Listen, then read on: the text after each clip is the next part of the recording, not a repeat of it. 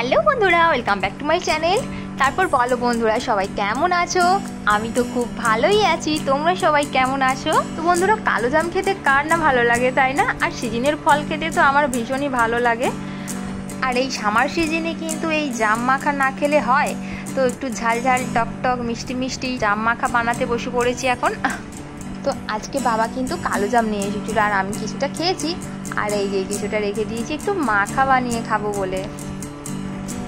তো আমি কিন্তু জামগুলোকে ভালো করে ধুয়ে একটু স্টাইল করে কেটে নিয়েছি, আর তাতে দিয়েছি একটু লবণ আর একটু লঙ্কা গুঁড়ো, একটু চিনি দিয়েছি, আর কাঁচা লঙ্কাও দিয়েছি, আর দিয়েছি লেবুর রস। দারুণ হয়েছে খেতে, দারুণ হয়েছে, মানে কি বলবো বন্ধুরা, এত সুন্দর লাগছে না খেতে, তো খুব ভালো লাগছে খেতে। কিরে খাবি নি?